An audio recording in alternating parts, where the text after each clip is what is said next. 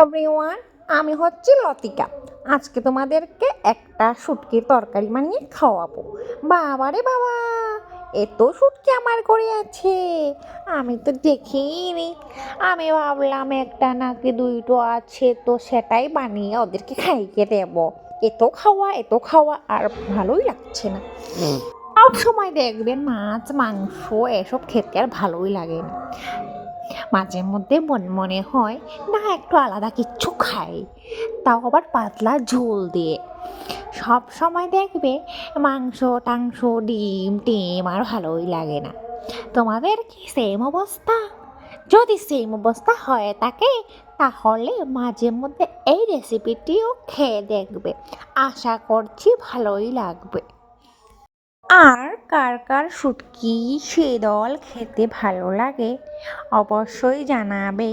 তাহলে মাঝে মধ্যে শুটকি শীতলের যদি আরও রেসিপি বানিয়ে থাকি তোমাদের সাথেও শেয়ার করার চেষ্টা করব।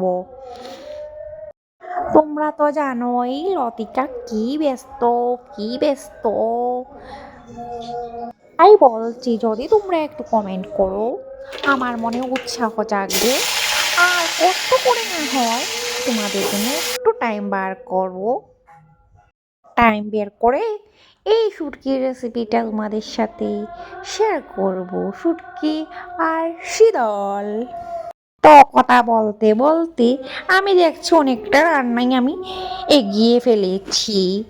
আর এখানে তো শুটকিগুলি প্রথমে ভেজে নিয়েছি, তারপরে রসুন আর আলু দিয়ে আর কি মশলা টশলা দিয়ে দিলাম। আর কি মশলা এমন কিছুই না, হলুদ আর মরিচ আর লবণ এইটা দিয়ে প্রথমে নাড়িয়ে নেব। নাড়াতে নাড়াতে একটু জলও দিয়ে দেব, না হলে না কড়াইয়ের নিচে লেগে ওটা ছালে হয়ে যাবে আর তোমরা খেতেই পারবে না।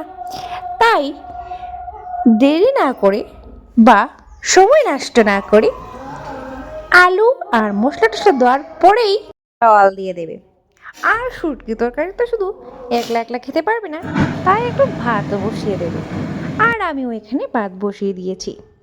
ভাত বসানোর পরে এখানে দেখছি আমি আলুটা কি সিদ্ধ হলো নাকি শক্তই রয়ে গেল।